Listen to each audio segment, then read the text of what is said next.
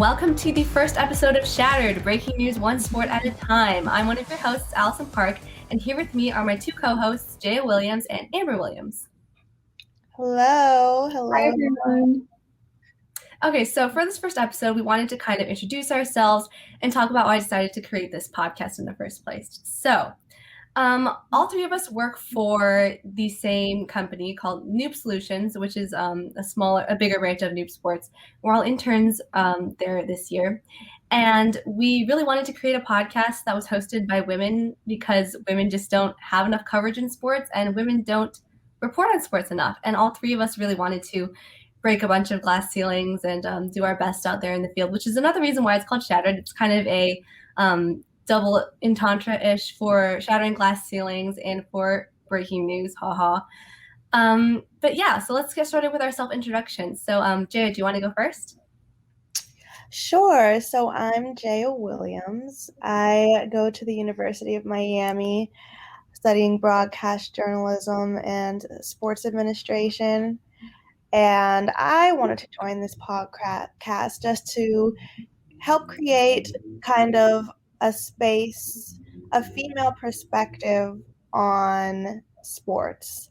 But I do want to say, just because it's a female-led podcast, we didn't make this podcast just for women. This is a sports podcast for everybody to enjoy from our perspective. And I think that's something that's really cool. I've always loved media. I've loved journalism. And yeah, I'm excited to get started. Yeah, I'm Amber Williams. I am a student at Virginia Tech studying sports media and analytics and creative writing. And I'm really excited about this podcast because growing up watching sports shows, I didn't really see myself represented in that role. And I think it's important for girls growing up to know that women belong here. And see, that's interesting you say you didn't see yourself represented. Like what kinds of things were you watching where you kind of feel like you saw yourself missing or didn't see yourself? Well, I saw that women are mostly in the role of sideline reporters. There's not a lot of them sitting there giving play-by-play. That is not a huge thing. And I think that's important to know that women can do that as well. We're not just on the sidelines. Yes, that's something that I was going to bring up, is that whenever you see women on television covering sports, they're usually on the sidelines, like kind of as, I don't really want to say eye candy, but kind of like eye candy, dressed up super nice on the side. But women can announce games. Women can be behind the scenes. They can give analysis and all that kind of stuff. So yeah, it's really nice to be able to fill a niche that I feel like I wasn't able to watch growing up, if that makes sense. Yeah, I agree. Is that something that you saw yourself doing? Would you want to be doing more of a play-by-play type of a career path? For me, I'm not sure yet. I've always wanted to do something in sports, and I want to be in the role of broadcasting, but I'm not sure whether that's going to pop up as doing play-by-play or just being a reporter on like something like ESPN, giving the updates in between games. Yeah. Jay, what do you want to do? Jay, what do you want to do with your career in the future? I don't know. I feel like there's so many different things that I can do. And while I agree, like the different roles, I mean, doors have slowly been getting open for women slowly. And that's really exciting to see, over time. We might get a first female NBA head coach. I don't know if you guys have been seeing that she just made the final round for interview. Oh, yeah. So that's super excited about that. Yeah, it's like, so slowly but surely, I feel like women are getting those positions and paving the way for the next generation, which is super cool. I love sideline reporting. I love doing interviews like that. I think those roles are, just as cool too, but it is good to see that, we're valuable in all different types of spaces.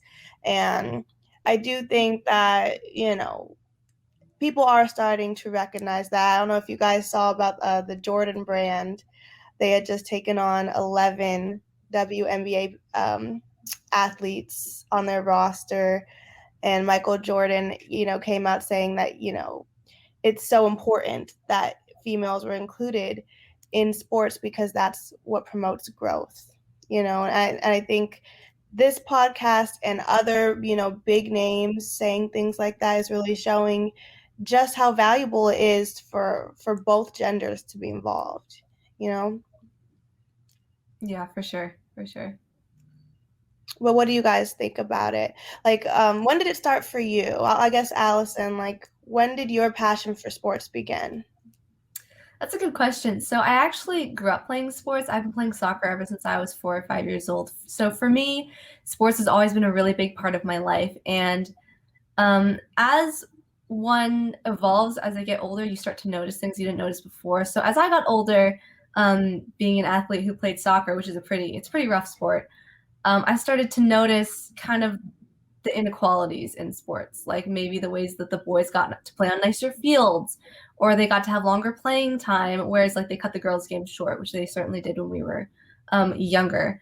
And I also noticed the differences in the way I was treated because I was a woman on the soccer field. So whenever I played co-ed soccer, the boys would either be like, "Oh yeah, she's not going to be able to do anything," or they would be very intimidated because they didn't want to get beat by a girl.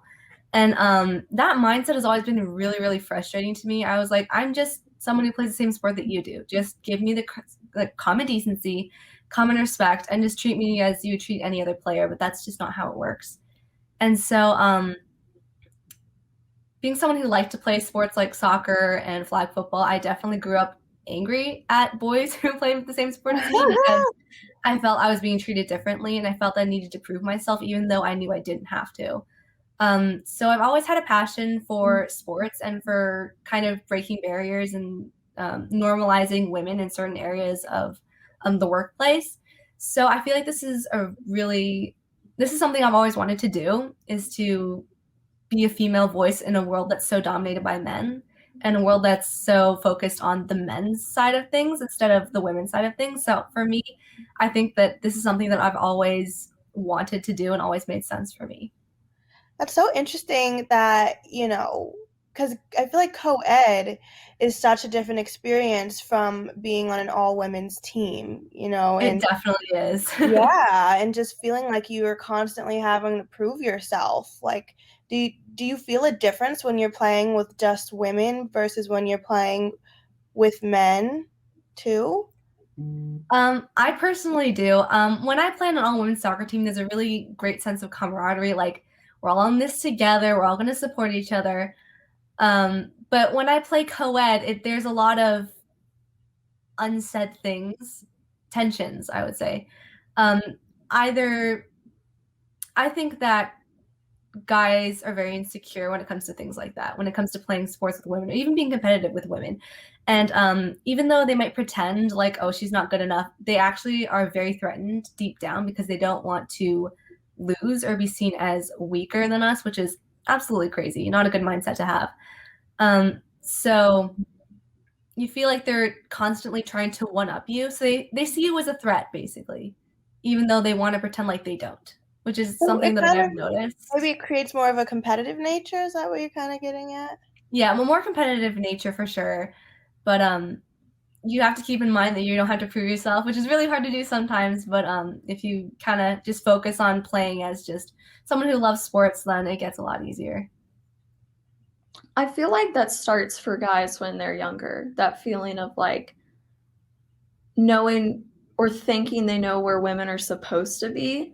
Because in my family, when I told everyone I was going to go into sports broadcasting, my little cousin, who he is 9 years old now. And the first thing he said, but you're a girl, you can't broadcast in sports. And that was immediately when I realized that, wow, it is not just like, I know people say it's like the older generation mentality. It's not. This is still being taught to kids now. And that needs to be broken, that women belong in all aspects of sports. Oh yeah, it totally starts at a young age for sure.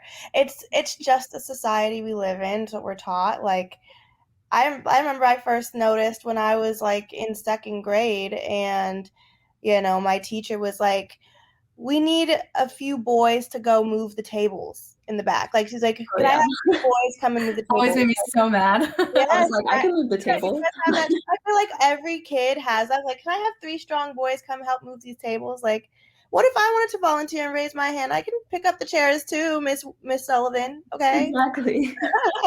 So it is one of those things where it's just, yeah, it's taught from a young age, and like, it's ingrained into our society that, we naturally just feel like men are more athletic and stronger. And while biologically, obviously, there are very big differences between men and women, I think, just the whole stereotype of it being, since it is just so male dominated, that's interesting that, your little cousin is already kind of seeing that the way that we did when we were kids, Yeah, I very quickly corrected that one. I was like, not another one. Oh, that's funny.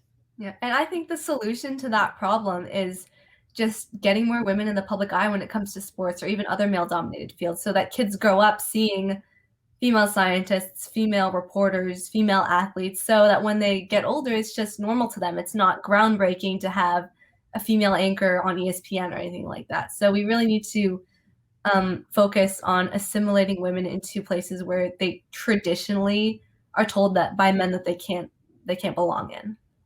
Yeah, and just supporting it too, like, I don't know if you guys remember that kind of scandal from a couple months ago where they were showing the different training rooms in colleges between the way that the men's teams were treated and women's teams. And that's a matter of money.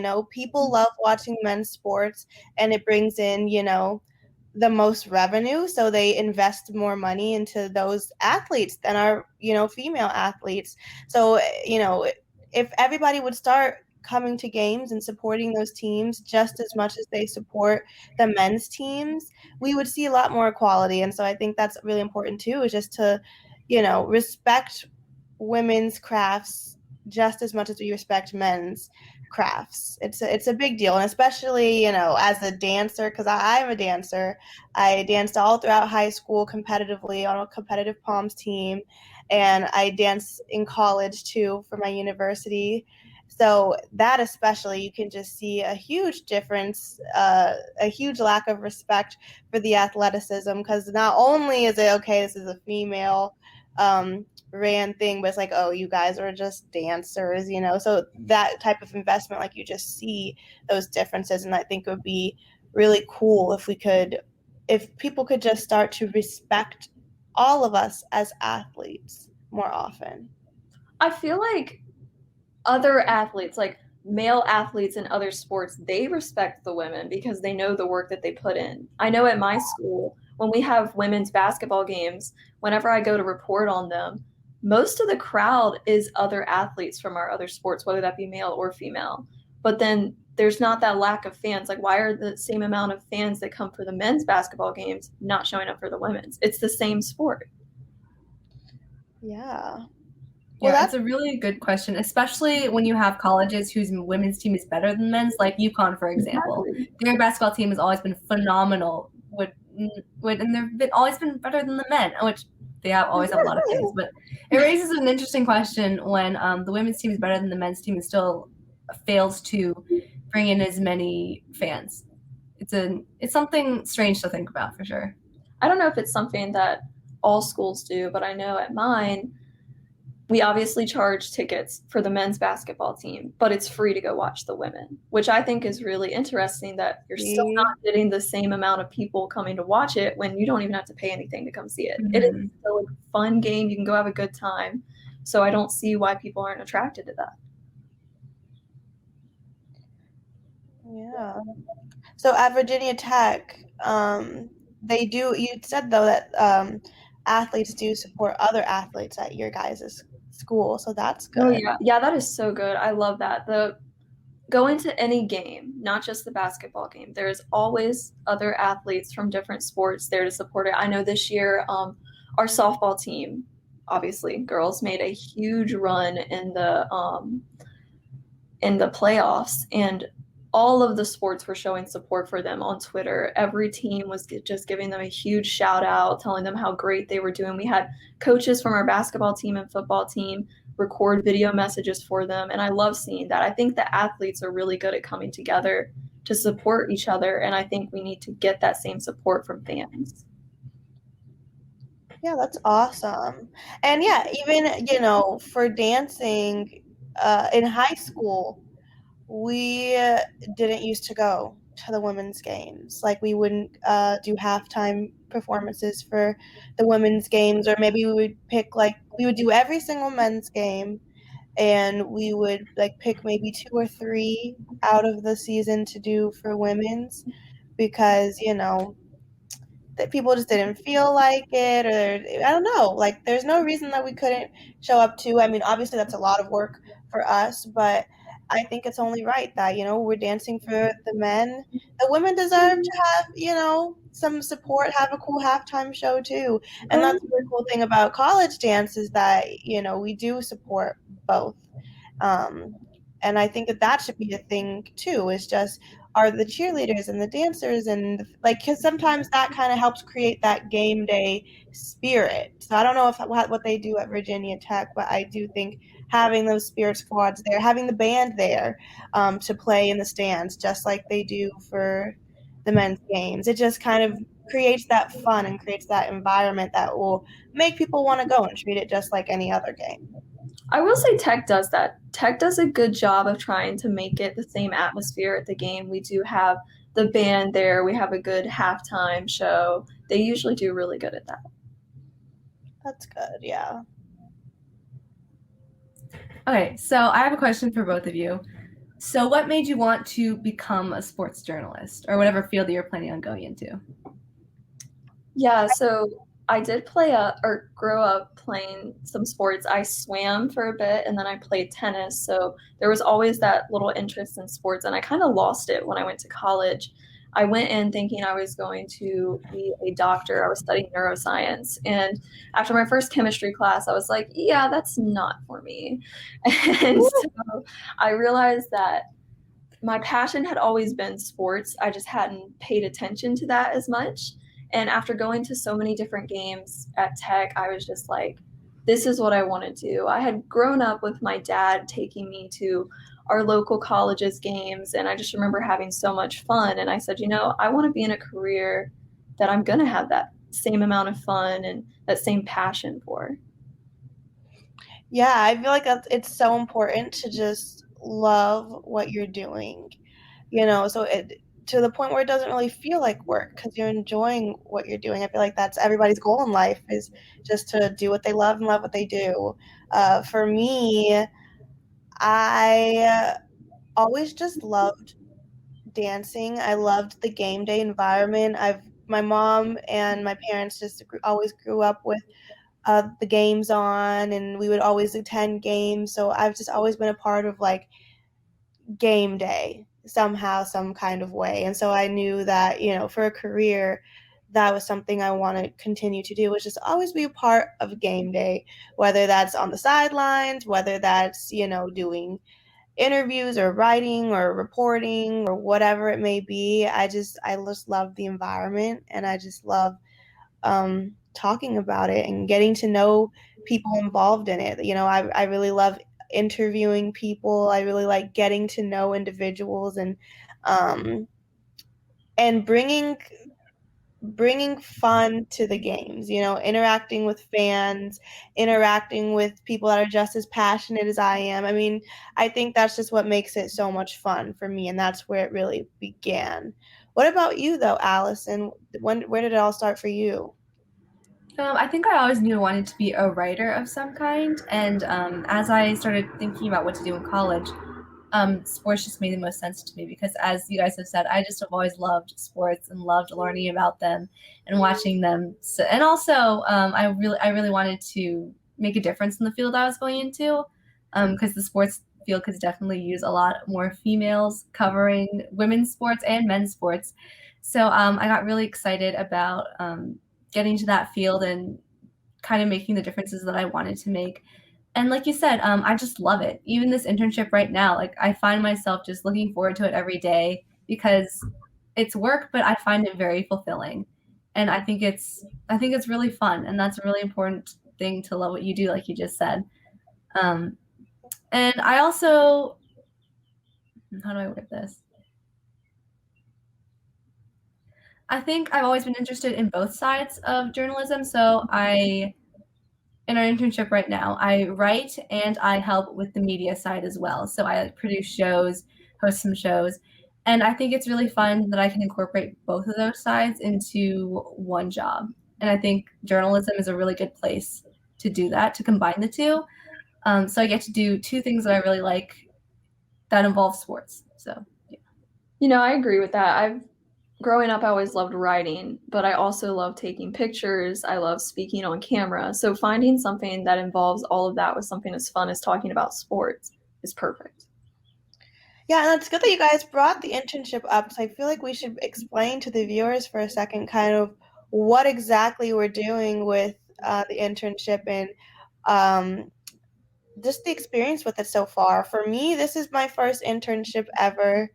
Um, I hadn't interned in college at all, so I really didn't know what to expect, but I feel like the environment here has been really cool. I feel like this is a very different company and a very different, organization than I would have ever imagined. And I've been learning so much just because of all the hands-on experience that we're getting with on camera. I do only media, so I'm only doing the, reporting side of things, this podcast and the shows on the Sports 2.0 network. And I feel like it's just been really cool to so far. I mean, we've been in it for maybe 2 or 3 weeks now. It's just been really cool to see that. And I was wondering if any of you guys, in comparison to other internships, I've never had another one before, so I don't know if it usually is like this, but I feel like this is a very different environment. So have any of you guys interned somewhere else before? Yeah, so I currently have another internship, which is great. I'm a photographer for a real estate company, and that's super fun. That's another one of my passions is doing photography, but I wanted somewhere that could combine the writing and the media. And when I was looking at internships, it was either just media or just writing. There wasn't one and I'm not ready to choose what path I want to do at the moment. So I think being able to explore both of those and having the opportunity to create things like this podcast, like it's an idea we all came up with and just want to do, and they're letting us do that. And I think being able to be creative like that is perfect. Yeah, I've never had another internship either, but I did kind of want to pop in and just talk about how great this company is. Like Jaya said, I really love it so far. Especially shout out to all our bosses, Ryan, Sarah, Tanner, Eric. They're all awesome. They're so chill, and they're just really, I can already tell. I've never even met them personally, but I can already tell they're just really nice, fun people. And that makes a really huge difference in who you work for, because if your boss is a jerk, you don't want to do your job anymore. But they're all awesome, and they're so willing to work with us, and they're so forgiving and gentle and so willing to give us advice and help us improve that I think this is a really awesome first internship experience. You can tell that they actually really care about their interns. We're not just like another number for them. Oh, go fetch my coffee, go send an email for me or whatever. Yeah, none of that, go get my coffee. And I love the balance too. I feel like they, have a very good balance of types of interns. There's men, there's women. I'm so glad that there's like a lot. Like I was like, well, I don't know, like, are they going to take a lot of women on this internship? Am I going to be the only one? Like, it's really cool that they were able to find a balance and find groups of people. Like we all have our things that we are strong at and that we're here to learn. Like for me, I'm very strong in the media. Some of you guys are really great writers, and like all the other interns that we work with on the show. So I think I've just really liked getting to know everybody so far. And, it's been encouraging me to get better at some of my skills and get better at things that I didn't even know I needed to work on until I started. You know what I mean? Yeah, definitely. Yeah, it's definitely real life experience. I have a lot of friends who are doing internships as well for bigger companies. And while it's great to do an internship with a bigger company, like you said, you're kind of lost in the sea of people. And here I feel like they're really pushing us to get real world experience. Like we're starting a podcast, like that's crazy. And we've all hosted shows and we write our own pieces on sports news. And that's actual like real experience that's going to come in handy later. We're not just doing these little baby projects. Like we're actually in the field doing what we want to do. So I think that's awesome. And I'm really happy to have had this opportunity to do this because I'm enjoying it a lot so far. Yeah, it has definitely been like amazing, especially with it being remote. We all get to connect with people that like I would have never met you guys if it hadn't have been that. We all go to different areas, and being able to make that connection is amazing. Yeah, that's the world we live in today. Is just everything is remote now, and it's a blessing and a curse, because I'm such a hands-on person, and I love talking to people face to face. I'm usually an interviewer, so that's like my jam. But it expands the world of people that you can connect with, so much. I feel like that's kind of a blessing of this pandemic. Is just all of us have gotten very media savvy and have been able to, work right from our laptops in our homes, which is kind of crazy to think about. Like a year ago or a little bit over a year ago, nobody even knew what Zoom was. I remember when the pandemic first hit, I was like, Zoom, what is that? Like, how does it work? And now it's like a part of everyone's daily or weekly routine. And yeah, it's really cool. It's really cool to be able to do podcasts and do stuff like this online and get to know you guys. So I'm excited about it. And I'm excited for the future of this podcast, which we should talk about. What can you expect from us? What can you guys expect to hear from us in this podcast? And we kind of want to cover everything. We're going to be talking about men's sports. We're going to be talking about women's sports. And like we said in the beginning, we're here just to give you guys female perspectives on all things sports. Does anybody want to elaborate a little bit about what our listeners can expect from us? Yeah, I can a little bit. So we want to eventually start having some guests on, doing some interviews with whoever will want to sit down with us. And we also talked about coming up with a few different segments like sports news, women's sports news. We have to iron all those details out, but we really want to cover everything. We're not just a podcast about women's sports. We're not just a podcast about men's sports. We really want to cover everything and just talk about what we find interesting. Talk about the latest news, the biggest things, what's happening in the sports world, and maybe other stuff that's going on too. But we really want to just kind of cover it all because we all love it all. I think it's going to be great that it's going to be something for everyone. We're going to have like Olympic sports stuff. We're going to have NHL, MLB, NBA, all of the big stuff. And so it's not just, it's a niche, but it's not at the same time. There's going to be something for everyone. Yes, and we're very excited in the coming days. So we're doing once a week, releasing every single Thursday. So this Thursday is the first one that you guys are hearing. And next Thursday, we're going to officially start our first episode. So make sure you come back and tune in for that. So, and we're also new to this. So if you guys have any criticism or any feedback, any tips, any advice to help us just get better at this, please let us know because we want to hear it. Yeah, this is a journey that we're all going to go on together. I'm so excited. We're all so excited to go on this ride with us. And with all that being said, I think we just finished our first episode. So thank you all so much for watching. We're so excited to start officially our first sports talk episode next Thursday. Make sure you subscribe to the Sports 2.0 network as well and leave your feedback. We would love to hear from you. And we will see you guys next week. Bye. Bye.